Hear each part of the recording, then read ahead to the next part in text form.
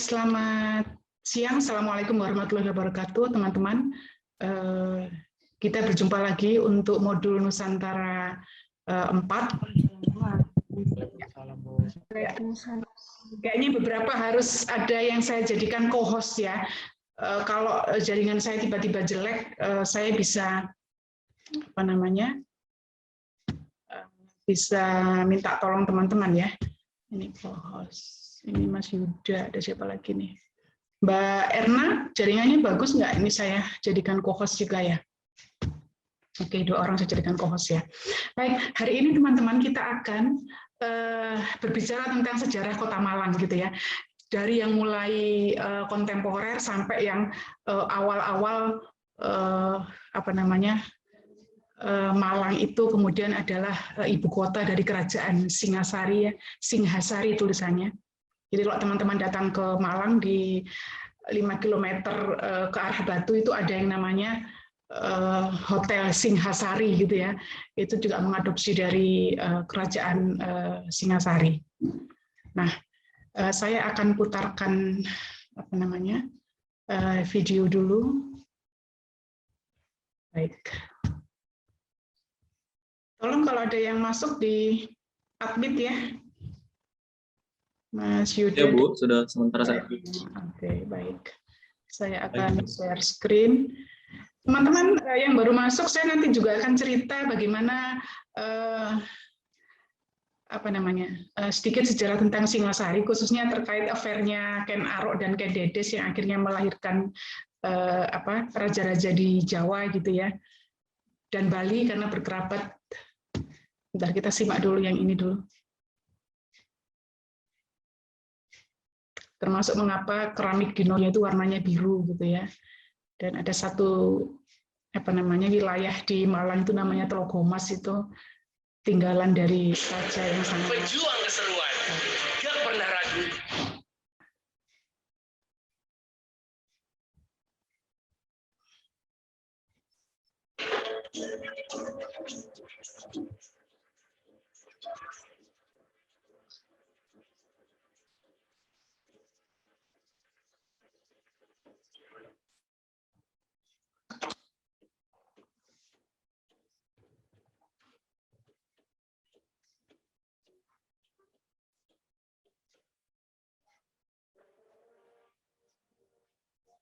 Sarung saya jalu araras abro kang lintang kumedap sunyodra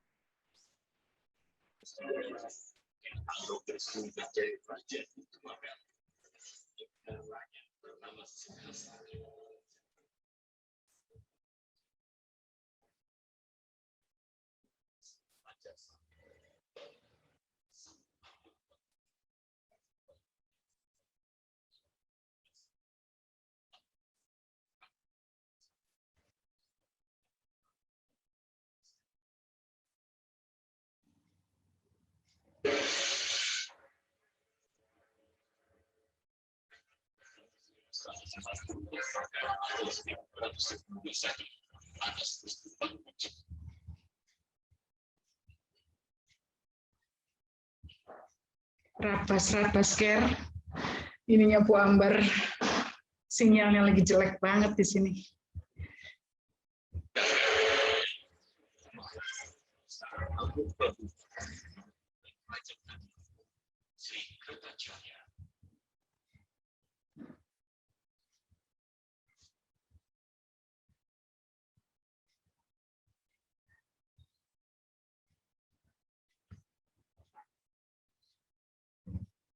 Menentukan janggal dan kaki.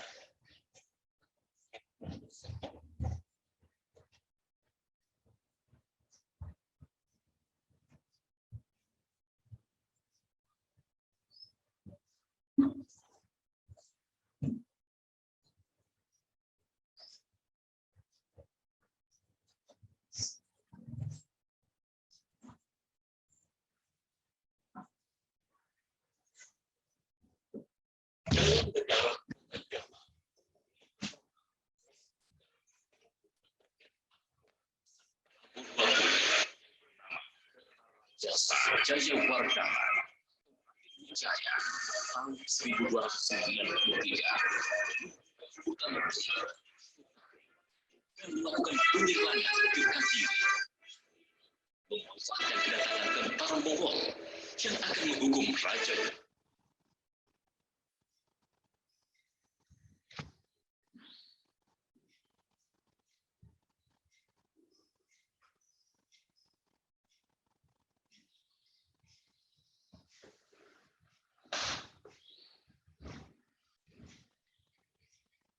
Jawa yang telah menghina Kaisar Kubilai Khan.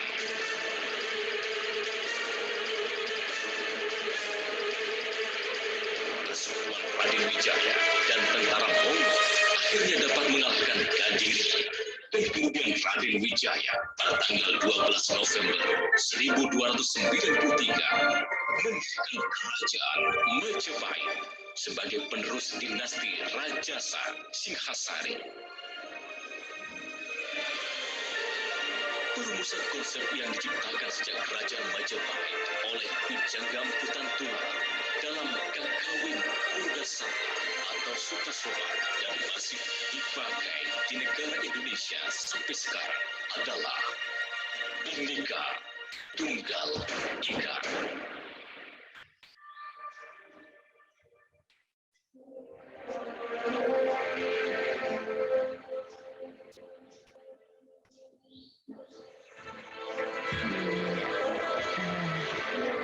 Baik, bentar, saya matikan dulu.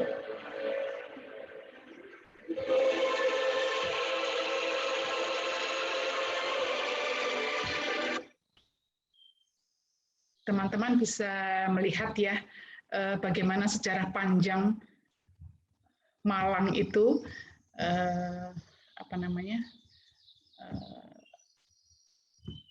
adalah ibu kota dari awal kerajaan Kanjuruhan, Singhasari sampai kemudian jatuh kepada Raja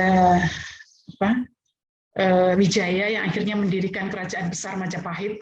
Yang akhirnya kerajaan Majapahit itulah yang menjadi cikal bakal kita adalah negara mengakui kedaulatan sebagai negara kepulauan, mengakui kedaulatan kita sebagai negara maritim.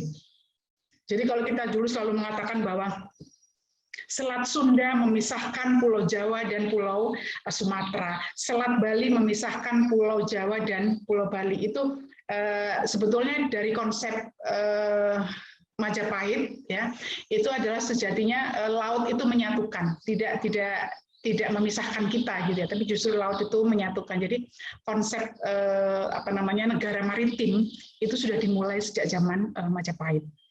Dan kalau teman-teman ingat sejarah tadi yang diceritakan tentang Kota Malang, jadi di sekitar wilayah Dinoyo tempat Unisma berada dan sebelahnya mall persis ya. Jadi Unisma itu kampus yang sebelahnya itu mall. Satu-satunya kampus di Jawa Timur mungkin yang sebelahnya itu mall. Jadi teman-teman kalau nanti ke Unisma, nanti kalau mau makan siang silakan makan siang di mall itu bisa gitu ya. Namanya Mall Dinoyo City gitu. Nah, kemudian itu adalah ibu kota dari kerajaan Kanjuruhan. Jadi di belakang Unisma sampai SMA Islam Nusantara dan sampai ke Tlogomas itu banyak sekali ditemukan situs-situs yang berkaitan dengan Kanjuruhan. Bahkan cerita-cerita mistisnya itu termasuk suami saya ketika pertama kali datang ke rumah ini, rumah yang kami tempati ini, rumah tinggal kami itu sejak 1996, suami saya beli tahun 96. Di situ kadang kalau malam itu ada serombongan serombongan kuda yang dinaiki orang dengan pakaian di zaman dulu. Jadi pakai udeng, terus pakai destar, terus kemudian pakai jarik yang dililitkan gitu di sini.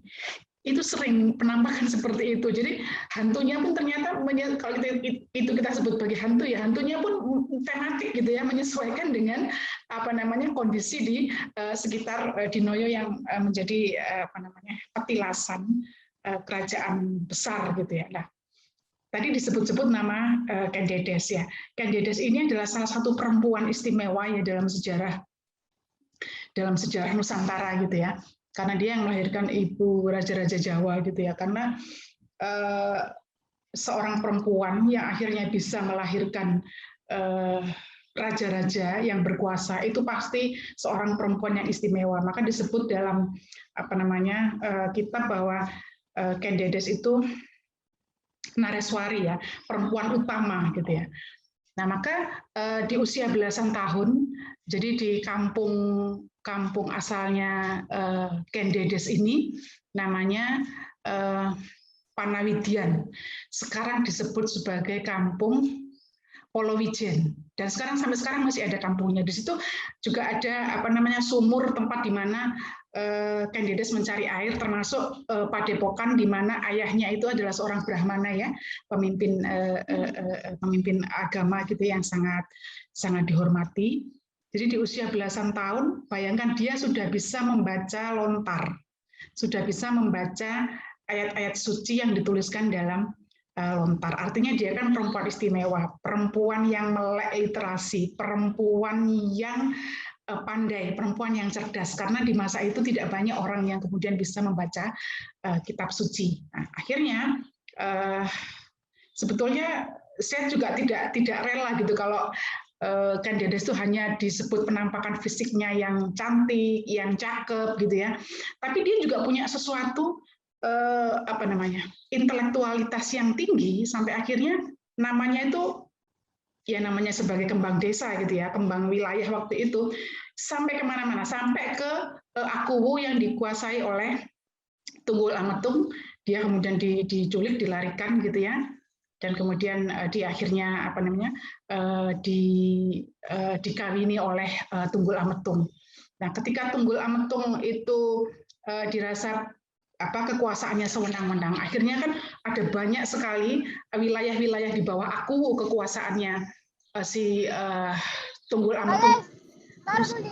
Ya. Oke, saya lanjutkan. Berusaha berontak dan mencari orang-orang, figur-figur yang bisa melawan sewenang-wenangan kekuasaan dari Tunggul Ametung. Muncullah kemudian nama Ken Arok. Nah, ini saya cerita yang romantis gitu ya. Jadi di satu wilayah namanya itu adalah Pagentan. Pagentan itu sampai sekarang ada di wilayah Singosari, di Kecamatan Singosari, sekitar 10 km dari Kota Malang. Jadi kalau teman-teman dari Surabaya menuju arah Malang itu pasti akan melewati Lawang ya.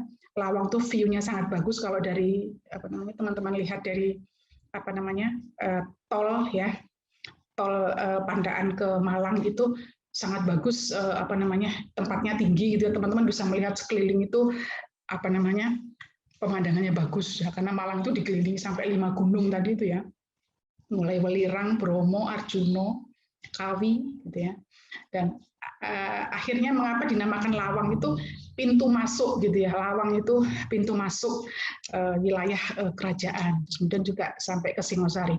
Di Singosari itulah affair dari Kendedes dan Ken Arok ini dimulai. Jadi ketika dia adalah seorang permaisuri ya dari Akuwu Tunggul Ametung, dia kan harus ditandu ketika dia mandi gitu ya. Jadi sampai sekarang teman-teman juga akan bisa melihat pemandian Kendedes. Di tempatnya agak tinggi, banyak pohon pinus, dan di situ memang ada mata air yang sangat jernih. Kita nanti bisa ke sana. Terus kemudian teman-teman, ketika si Kendedes ini ditandu ya, kita lihat orang zaman dulu itu bajunya itu kan kemben, tahu kemben? Kemben itu apa kalau sekarang Mbak Gloria itu namanya? Yang menutupi dada ini ya, terus ininya kelihatan, punggungnya kelihatan, terus kemudian dia pakai jari itu apa ya bahasa kain batik yang kemudian dililitkan, dipakai seperti rok gitu ya, dipakai seperti rok. Dan kemudian ketika dia turun, dia akan mandi, kan dia kan dipanggul gitu ya ininya, tempat dia duduk dan kemudian diturunkan si Ken Arok yang pernah mendengar kabar kecantikan dan kepintaran Ken Dedes ini mengintip gitu ya. Jadi ceritanya seperti ini ya, seperti Joko Tarub ya, pernah dengar ya. Jadi ternyata dikisahkan Joko Tarub, kemudian Ken Arok ini ternyata juga mengintip. Jangan-jangan laki-laki memang juga suka mengintip gitu ya. Maksudnya mengintip ketika dia mengincar perempuan pujaannya, dia cari tahu lah gimana caranya gitu ya. Maksudnya seperti itu. Nah, kemudian ketika si Ken Dedes ini turun, ternyata mohon maaf kemaluannya tersingkap. Sampai kemudian, dan itu kemaluan itu bercahaya. Dalam beberapa tulisan disebutkan bahwa betis dari Ken Dedes inilah yang bersinar, tapi sebetulnya betis itu adalah eufemisme atau penghalusan dari kemaluan si Ken Dedes inilah. Sampai kemudian si Ken Arok ini terperangah gitu ya, dan kemudian dia berkonsultasi apa temuan dia tentang Ken Dedes kepada ayah angkatnya gitu ya, dan ternyata ayah angkatnya mengatakan bahwa itu adalah tanda perempuan yang seperti itu akan melahirkan raja gitu. Maka kemudian dengan penglihatan dari Ken Arok seperti itulah dia berambisi kemudian membuat Ken Dedes fall in love gitu ya, jatuh cinta kepada dia, sampai akhirnya dia kedua orang ini bersekongkol, Ken Arok dan Ken Dedes ini bersekongkol untuk menggulingkan kekuasaan dari si Tunggul Ametung yang dirasa sangat sewenang-wenang itu. Jadi affair-nya itu dimulai dari situ gitu ya. Sebenarnya dari sama-sama punya kepentingan karena si Ken Arok ingin menggulingkan kekuasaan dari Tunggul Ametung karena dia merasa dia mendapat mandat itu dari teman-teman sekitarnya dan dia dianggap figur yang tepat.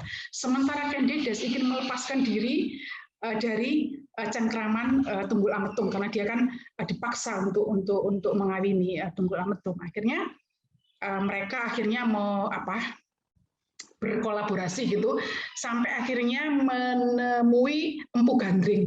Empu Gandring itu kalau sekarang itu kita sebut sebagai Adnan Khashoggi ya, penguasa senjata ya, penguasa alat-alat militer zaman dulu lah gitu ya, sampai membuat keris segala macam lah.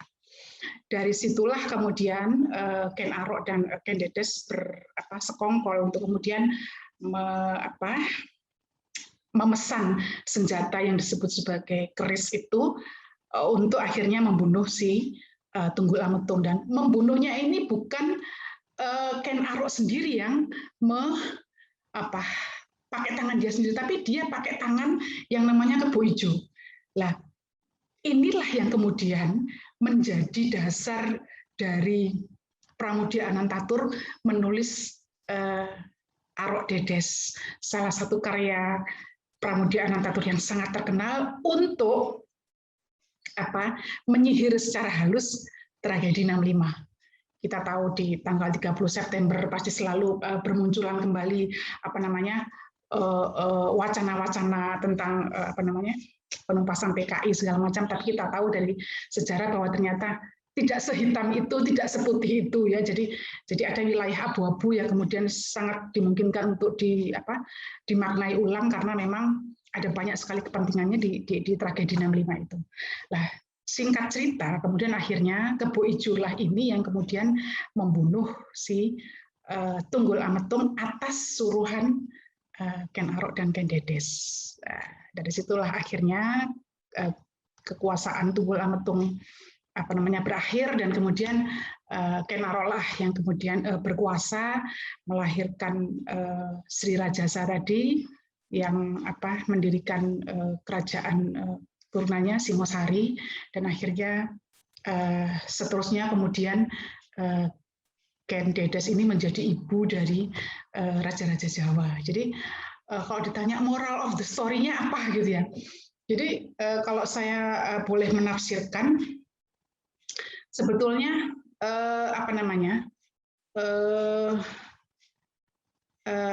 masing-masing peran dalam pendirian sejarah Singosari ini juga adalah kontribusi yang sangat luar biasa dari Ken Dedes gitu ya. Kalau dia tidak pintar, dia tidak cermat, dia tidak strategis, tentu dia tidak kemudian bisa berkolaborasi dengan Ken Arok, akhirnya menggulingkan kekuasaan Tunggul Ametung gitu ya.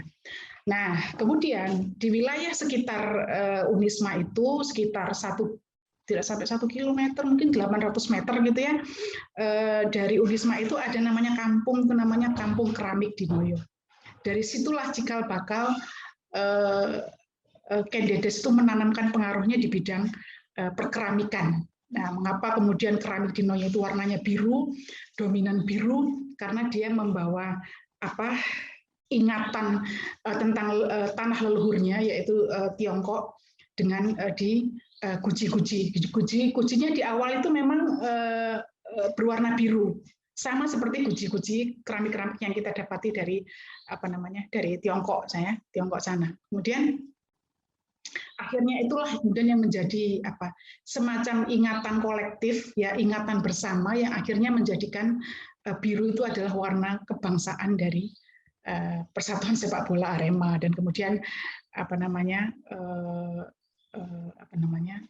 biru itu juga dipilih sebagai warna kebangsaan Malang gitu ya.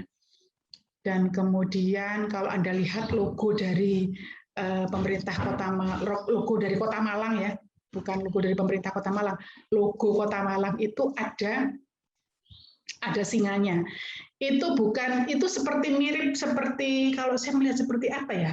Seperti Persatuan Sepak Bola Inggris itu apa ya, yang gambarnya lion itu, yang gambarnya singa. Teman-teman yang suka sepak bola ingat nggak? Ya, itu diambil dari singa itu, singo. Kalau bahasa Jawanya singo. Maka kemudian julukan dari Arema itu adalah Ongis Nade. Apa itu Ongis Nade, tahu? Ayo coba dibalik pelajaran Sabtu yang lalu. Ongis Nade apa itu? Ongis saya tuliskan di chat ya. Singa. Iya. Ini Ongis Nade. Singo atau singa, nade, edan. Ya, maksudnya adalah singa yang gila gitu ya, dalam tanda petik gila. Bukan gila dalam arti hilang ingatan atau apa, tapi kemudian adalah singa yang yang mampu melakukan hal-hal yang di luar nalar dan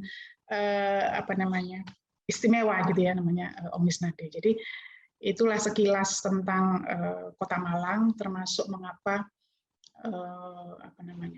Kota Malang itu memiliki sejarah yang panjang terkait dengan situs-situs sejarah. Jadi di sini banyak candi juga, Candi Badut gitu ya. Termasuk tadi yang namanya di awal Kerajaan Kanjuruhan ya, Prabu Gajayana. Sebetulnya bukan Gajayana ya, tapi saya tuliskan di sini itu adalah Gajayana yang betul ya.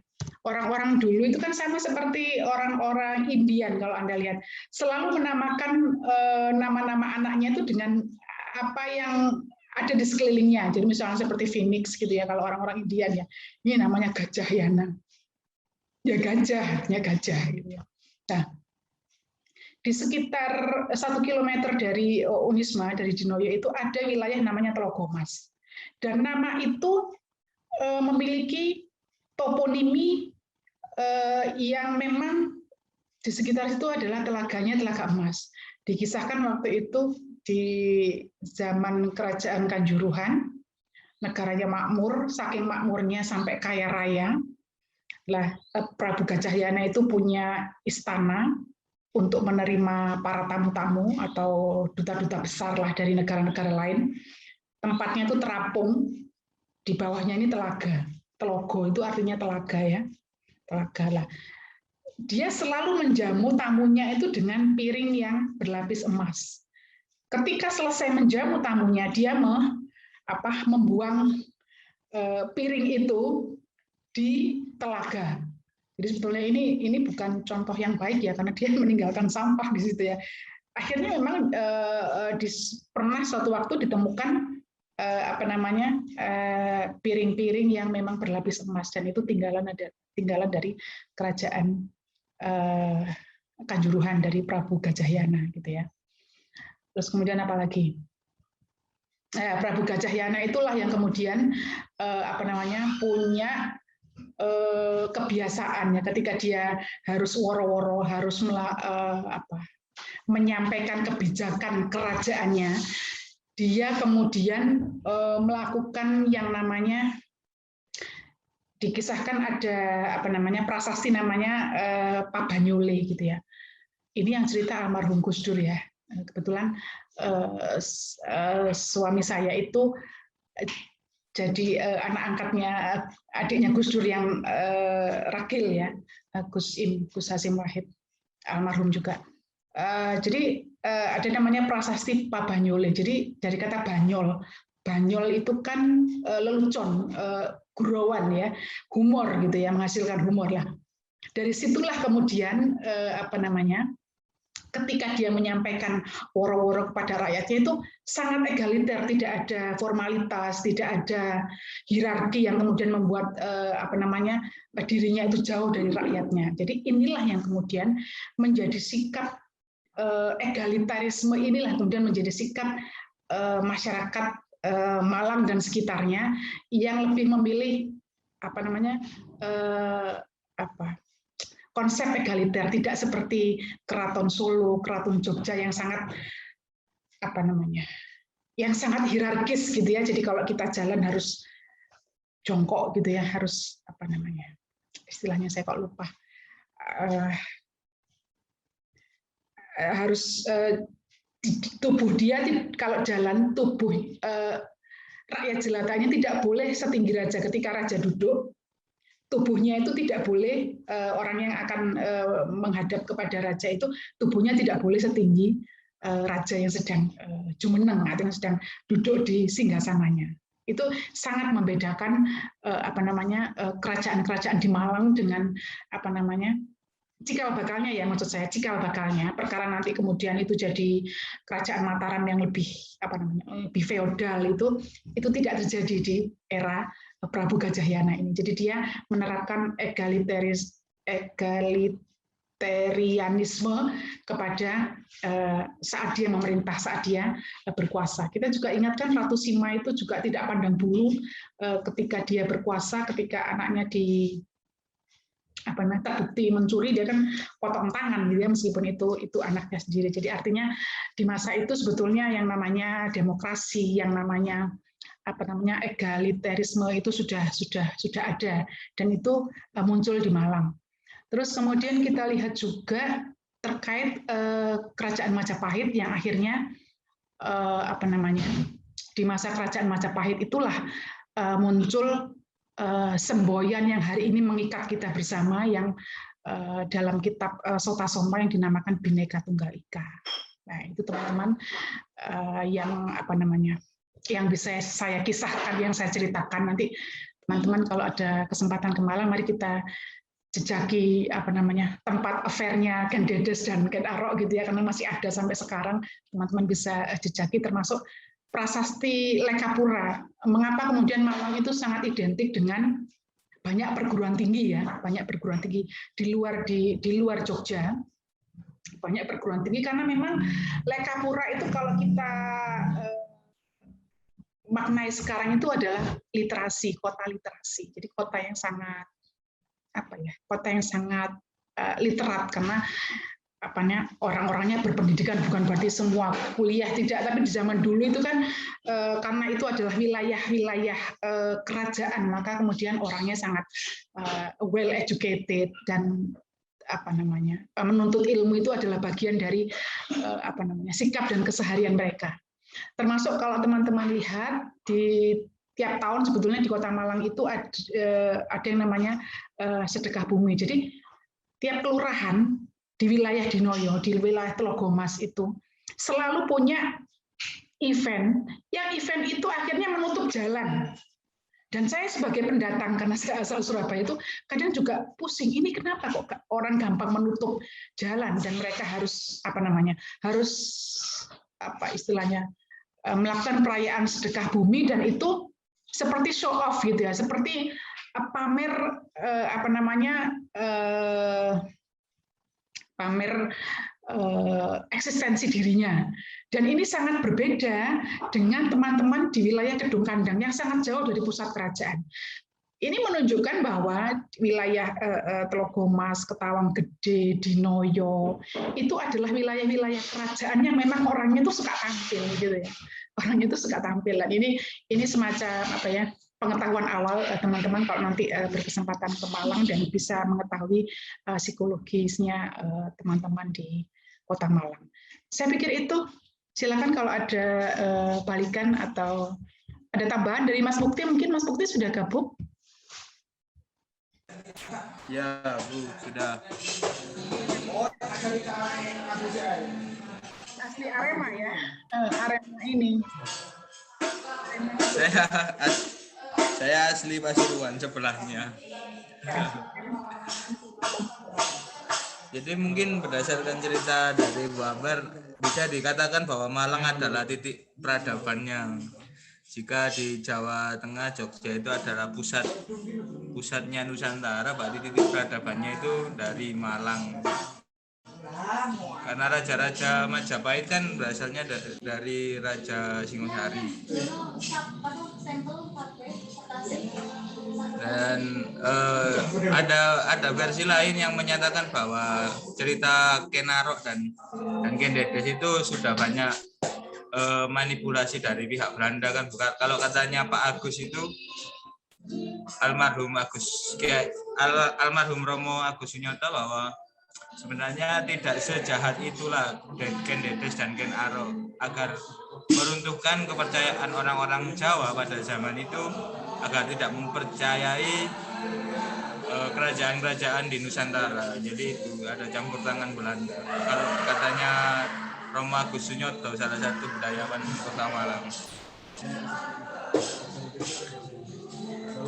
agar membuat orang-orang Jawa tidak percaya pada Majapahit, karena Majapahit dulu lahir dari Singosari, yang Singosari konfliknya berbagai macam bentuk kejahatan, bahwa Kenarok adalah seorang begundal, dalam artian begundal itu berandalan, kalau orang Jogja begundal. Jadi itu karena ya kisah itu masih belum ada pakem yang benar gitu. Ya, tapi kalau kalau saya bisa menyimpulkan gitu ya, atau mengambil sintesisnya, sebetulnya itu kan artinya wilayah sekitar Malang ini kan tidak menghendaki pemerintahan yang semena-mena, dan kemudian akhirnya demokrasi itu muncul. Itu kan juga jadi sudah nilai-nilai yang ada, nilai-nilai yang masuk Majapahit jadi besar itu kan juga karena pengaruh kuat seorang ibu yang bernama Ken Dedes. Dia tidak. Iya, ini terpental berulang kali saya. Ya, jadi kalau dia Ken Dedes tidak pintar, tidak cerdas, ya tidak strategis mikirnya, bukan seorang intelek, maka dia tidak akan bisa kesemena-menaan itu, Bu ya. Tidak akan bisa melahirkan raja-raja Jawa dan dimenangkan oleh Ken Dedes kepada penerusnya, anak-anaknya, sehingga dia berhasil menjadikan Majapahit kan kerajaan besar ya, kerajaan yang sangat disegani di waktu itu ya, disegani. Baik, silakan teman-teman, ada tanggapan, silakan. Apa yang diketahui tentang cerita ini sebelumnya atau yang lain, silakan.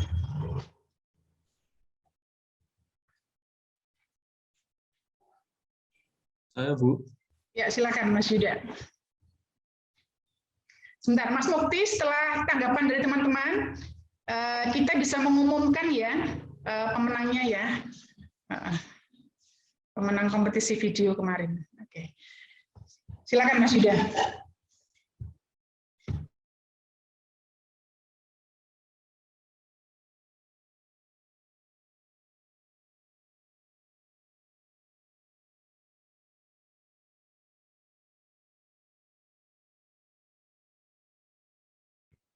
Silakan Mas Yuda.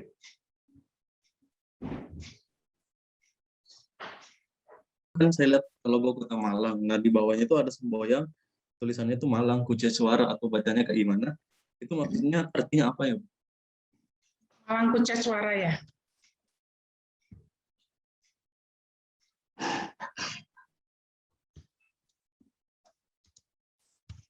Malang Kucecwara ini juga apa namanya nama dari perguruan tinggi ya, namanya Setie Kucecwara. Tapi yang bisa yang bisa saya sampaikan tentang semboyan Malang Kucecwara itu adalah apa?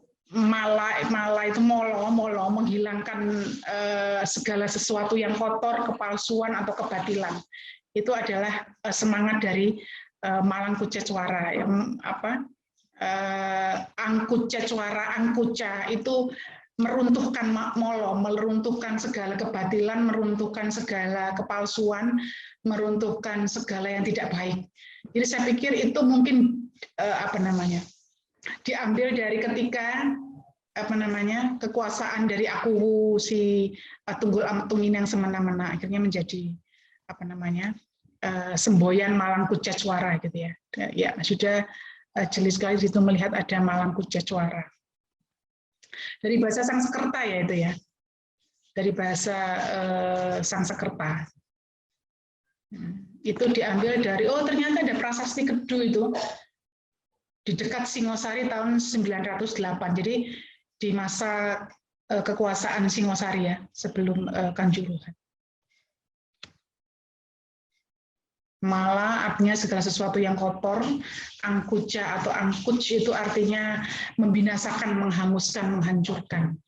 Icwara itu Tuhan atau dewa. Jadi dewa itu membersamai mereka-mereka yang menghancurkan, menyukai keadilan, menyukai kebaikan gitu ya.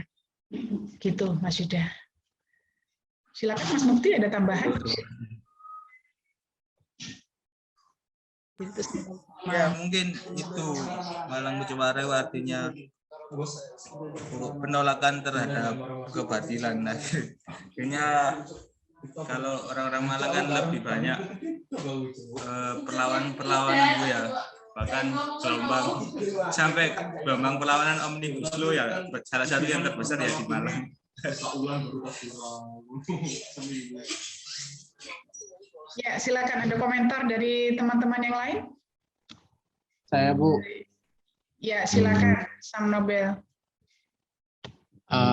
Kan tadi sudah dijelaskan sejarah singkat tentang pahlawan atau pahlawan-pahlawan dari Kota Malang. Yang ingin saya tanyakan Ibu, kalau nama Malang itu sendiri berasal dari apakah dari bahasa Sanskerta atau kira-kira budaya apa yang mempengaruhi penamaan Kota Malang itu? Terima kasih. Oke. Ini ada banyak versi ya, mengapa kemudian nama Malang itu yang dipilih gitu ya. Nah, mengapa nama Malang yang digunakan itu kan sebetulnya kalau Malang kalau dalam bahasa Melayu itu kan artinya ketidakberuntungan gitu ya, atau penghalang. Kalau dalam bahasa Jawa Malang melintang, pernah dengar ya, Malang melintang itu segala sesuatu yang tidak teratur gitu ya, menghalangi gitu ya, menghalangi. Nah, perut saya berbunyi kayaknya, saya memang belum makan siang gitu ya teman-teman ya. Oke.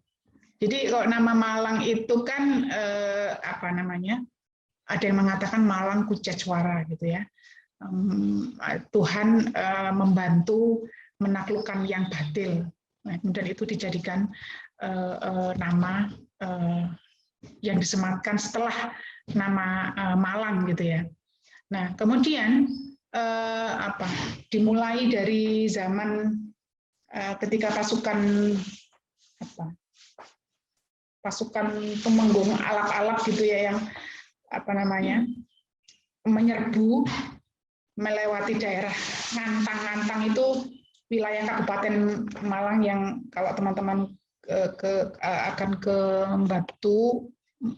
Batu keluar dari Kota Batu dan menuju ke arah Kediri, maka teman-teman akan melewati Ngantang. Ngantang itu tempatnya sangat tinggi dan itu terletak di lereng Gunung Kelut ya. Gunung Kelut itu punya sejarah yang panjang juga. Sekarang saya kembali ke Malang yang menurut versi yang pernah saya baca gitu ya. Jadi akhirnya Malang itu wilayah Malang yang dinamakan Malang waktu itu berhasil dipertahankan dari serangan pasukan Mataram. Mataram ingin memperluas wilayahnya, maka kemudian dia terpental untuk kesekian kalinya gitu ya. Nah, jadi akhirnya tidak mudah ditaklukkan karena wilayahnya itu dianggap menghalangi pasukan Mataram yang akan ekspansi ke wilayah itu, maka kemudian disebut sebagai Malang karena dianggap itu tidak bisa ditaklukkan karena menghalangi mereka untuk bisa masuk dan mereka akhirnya tidak bisa masuk. Kerajaan Mataram tidak bisa masuk dan ekspansi sampai ke Malang. Jadi itu jadi semacam tanah perdikan ya, tanah yang tidak bisa ditaklukkan oleh kerajaan Mataram. Itu satu versi ya. Kita kan tidak boleh sebetulnya hanya meyakini satu versi gitu ya. Silakan Mas Mukti, mungkin ada tambahan. Halo Mas Mukti, monitor atau Mas Mukti terpental juga. Ya Bu, putus-putus Mas. Ya. Ada juga Bu, ada versi yang menurut saya sangat remeh-temeh ya, karena orang-orang nyebut Malang itu karena di sini banyak gereja, karena ada kalau orang dulu menyebut tanda salib itu disebutnya palang kan, makanya palang. Ya, karena banyak gereja, jadi itu salah satu sumber yang salah satu versi ya mengapa dinamakan Malang gitu ya. Oke, baik teman-teman, ada tanggapan? Silakan yang lain. Saya belum mendengar suaranya Mbak Gloria, Mbak Maina, Mbak Mariam, Mbak Nur Fadilah, Mbak Erna. Where are you, ladies? Beatrice, Mbak Viviana. Ada tanggapan dari teman-teman? Nanti kita bisa napak tilas ke Keramik Dinoyo, napak tilas ke rutenya, tempat hangout-nya Ken Dedes dan Ken Arok ya. Di namanya Desa Pagentan ya. Pagentan itu kalau dalam bahasa Jawa itu artinya gento. Gento itu artinya Bromo Corah itu. Artinya Bromo Corah, dianggap waktu itu orang-orang seperti Ken Arok itu distigmatisasi sebagai orang-orang yang karena dia di luar kekuasaannya dianggap orang-orang yang jahat, orang-orang yang kriminal gitu ya. Gitu. Stigmanya dari penguasa tentu saja waktu itu. Silakan. Kalau tidak mungkin kita bisa umumkan Mas Mukti, termasuk juga mengapa kemudian teman-teman ini menang gitu ya, termasuk juga apa yang membuat video mereka itu kita nilai cukup layak gitu ya untuk dinyatakan sebagai pemenang gitu.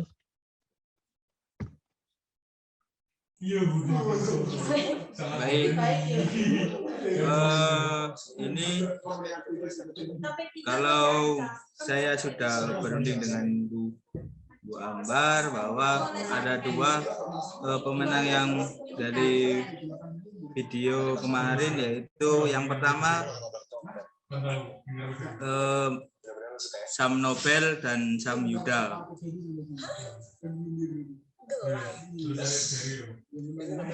Ya, karena itu pertama karena dari segi video dan sesuai dengan kriteria yang diambil yang ditentukan oleh Ibu Arya Marwati kemarin. Jadi harus, kalau Mas Nobel kan karena kuat dia mengeluarkan semua koleksinya Bu ya, jadi dengan terang-terangan berani menampilkan mengekspos wajahnya, mengekspos koleksinya gitu, meskipun saya nggak tahu itu pinjam sana sini atau bagaimana. Mas Sang Nobel nanti yang cerita. Kalau Buya Mas Yuda itu dari kelengkapan videonya layak lah digunakan. Mungkin kalau saya rasa itu bisa diceritakan, mungkin ceritakan sekilas tentang prosesnya gitu. Dan memang terlibat ya. Yang paling penting kan terlibatnya ada yang pemilik video itu muncul, dan itu ya yang paling menjadikan nilai utama karena di penilaian kemarin. Baik, selamat untuk teman-teman dan terima kasih semua yang sudah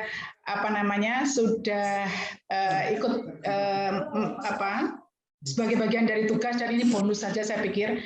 Yang belum menang tenang saja, masih ada banyak kompetisi yang akan saya adakan, termasuk nanti menulis esai segala macam, menulis puisi segala macam, gitu ya. Tenang saja, yang sudah menang nggak akan menang lagi gitu ya.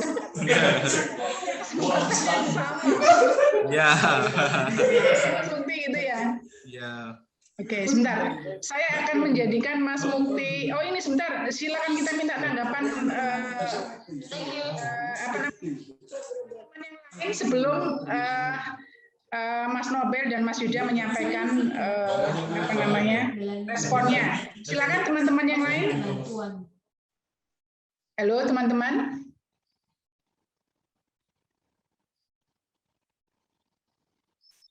Nah, saya Mas Mukti jadikan co-host ya juga, supaya nanti kalau Bang Sihar gabung ya teman-teman. Oke, mungkin masih ada di room lain ya. Silakan mungkin Mas Nobel menyampaikan tanggapannya terkait kemenangannya. Baik, selamat siang Ibu, Mas Mukti, dan teman-teman semua. Yang pertama, terima kasih kepada Ibu dan Mas Mukti yang sudah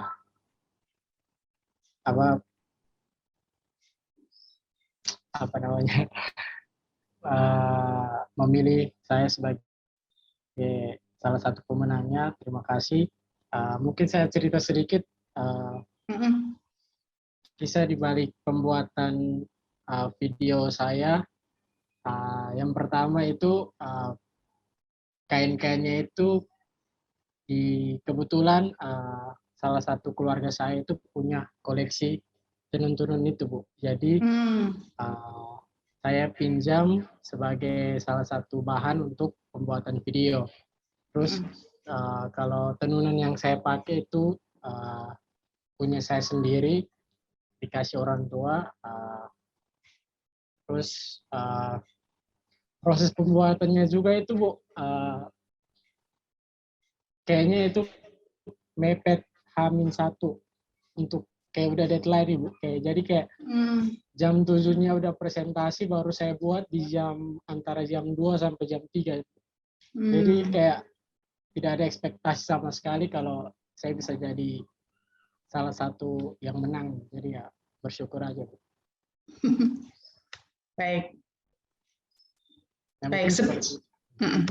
Baik, ya upaya untuk bisa menghadirkan tenun ke depan teman-teman dan kemudian itu diceritakan itu adalah bagian poin penting ya yang kami hargai gitu ya, karena upayanya terlihat, bukan kemudian yang lain kemudian tidak berupaya, semua pasti berupaya, tapi kemudian yang dilakukan oleh Mas Nobel ini memang otentik ya, berusaha menghadirkan tenunnya. Sebentar, sebelum menuju ke Mas Yuda, Mas Mukti bisa mengirimkan tautan ini karena Bang Sihar akan gabung dan dia kebetulan tidak pakai laptop, jadi minta tautannya, Mas Mukti. atau siapapun yang bisa berkirim karena saya harus mencari-cari lagi, mungkin teman-teman bisa mengirim linknya atau tautan dari ini ke WA Group ya, supaya Bang Zihar bisa segera bergabung. Baik, silakan Mas Yuda. Baik, terima kasih. Nggak nyangka bisa menang sih. Soalnya tujuan utamanya saya itu untuk buat video ini hanya untuk menampilkan dan memperkenalkan kepada teman-teman bahwa di Tanah Luwu ini pernah menjadi tuan rumah Keraton Nusantara.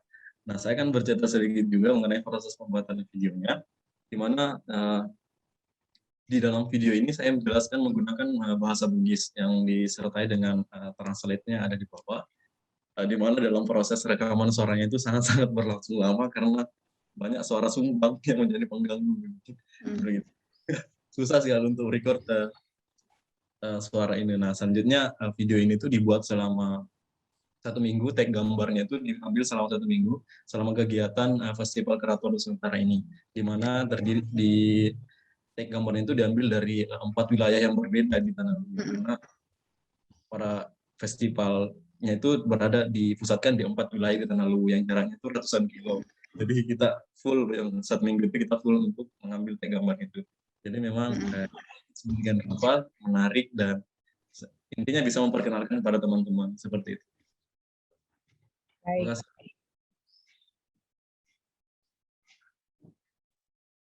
Oke, terima kasih atas tanggapannya. Ini beberapa teman saya jadikan co-host ya, supaya bisa saling membantu kalau misalnya salah satu dari kita terpental gitu. Jadi tetap bisa berjalan.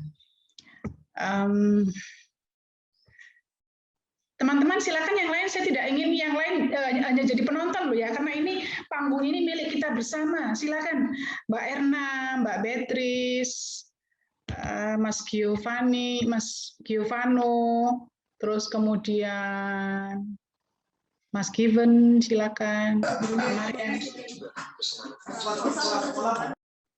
Mbak Nur Fadila, silakan. Ini jadi pasif semua ini, what's wrong?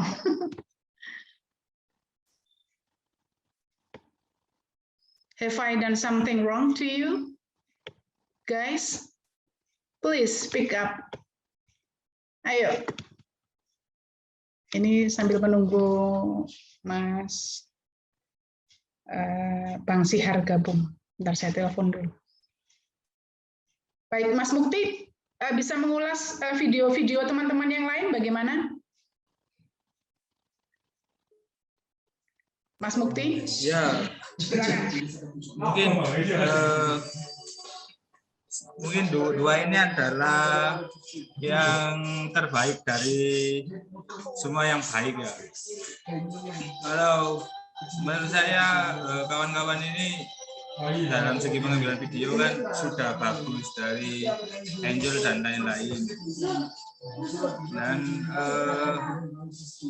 yang jadi poin penting itu adalah keterlibatan ya. Kalau kata kemarin, keterlibatan teman-teman dari videonya, mulai menampilkan video, menampilkan wajahnya di video, menampilkan suaranya, dan pengangkatan kebudayaan.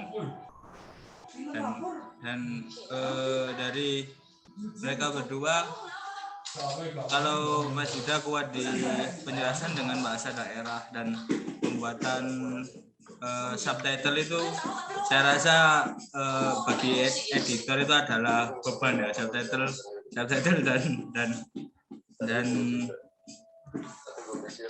dan penyesuaian dengan bahasa daerah itu.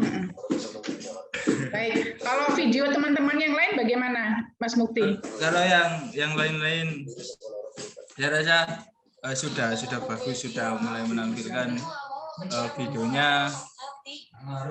Ada yang originalitas dari YouTube-nya itu ya sesuai. Kemarin kan 25%, ada yang hampir setengah terlalu banyak video dari YouTube. Ada yang videonya original tapi keterlibatan orangnya tidak terlibat dalam videonya. Oke.